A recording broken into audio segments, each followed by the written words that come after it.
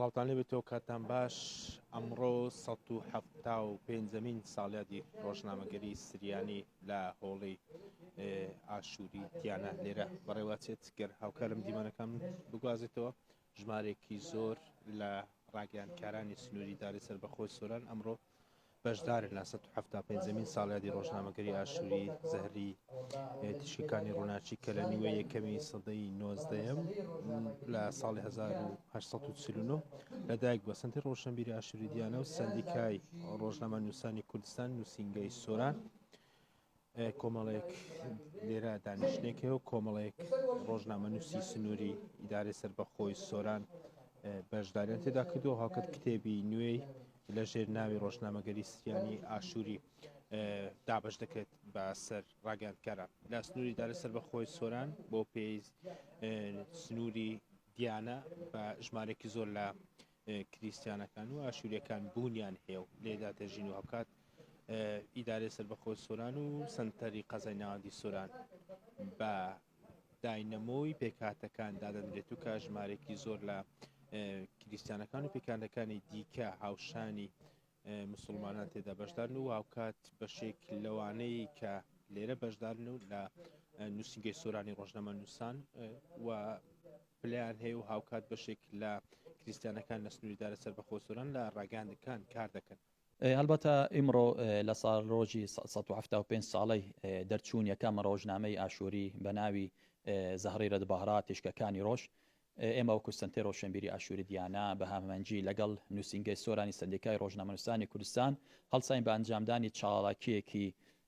تایبەت بۆ ڕۆژنامەنووسان و میدیاکارانی سنووری دەڤەری ئیدارەی سەربەخۆی سۆران کەم چالاکیە بەڕاستی لە چەند تەوەرێک خۆی دابینی بوو. گرنگترین تەوەرەکان تەوەری دووەم بوو یاخود بەشی دووەم بوو کە بریتی بوو لە دیالۆگێکە لە ژێر ناونیشانی ڕۆڵی ڕاگەیاندنی کوردی لە گەیاندنی پەیامی پێکهاتەکانە هەروەها ڕۆڵی پێکهاتەکانیش لە نێو ڕاگەیاندنی کوردیدا کە من بەندا و کاک اسماعیل وەکو سەرۆکی دەستگای جاری کرمانجی قسەمان لەسەر ئەم بابەتە کرد. هەلبەتە ئەم بابەتە بەڕاستی شتی زۆر لە خۆ ئەگرێتن بەڵام ئێمە هەڵمدا تیشک بخەینە سەر ئەو کێشە و ئەو لەم پەرانەی کە دێنە بەردەم ڕاگەیاندن بە شێوەیەکی گشتی و بە تایبەتیش ڕاگەیاندنی پێکهاتەکان. طبعاً ئەو چالاکیەکی گرنگ بوو لە یادی ڕۆژنامەگەری سریانی ئاشووری بوو ئەوەی ئەمن تێبینیم کردێ و پێداچنەوە بەو کتێبەدا کردبێ ئەوەی گرنگ بێ بۆ ئێمە لەگەڵ ڕۆژنامەگەری سریانی ئاشووری جیاوازیمان تەنها 49 ساڵە ئەو لە ساڵی 1940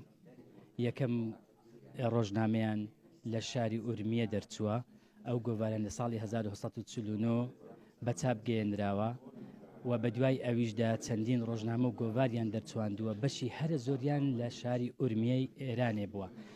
پرسیاری من لێرە ئەوەیە ئەو هەموو چالاکیانە و ئەو هەموو بزاوتە ڕۆژنامەگەریەی سریانی ئاشووری بۆ لە ئورمیە. ئەمڕۆ 175مین ساڵ ڕۆژی ڕۆژنامەگەری ئاشووری سریانی لە سۆران لەلایەن بەڕێوەبەرایەتی لەلایەن سەنتەری ڕۆشنبیری ئاشووری دیانە بەڕێوەچوو تێدا پانێڵێک ڕێکخرا و باس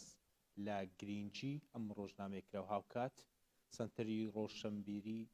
ئاشووری دیانە کتێبێکی لە ژێر ناونیشانی ڕۆژنامەگەری سریانی ئاشووری بە سەرجەم بەشداربووان و هاوکات میدیاکاران و ڕاگەیاندکارانی سنووری ئیدارەی سەربەخۆی سۆران دابەش کرد.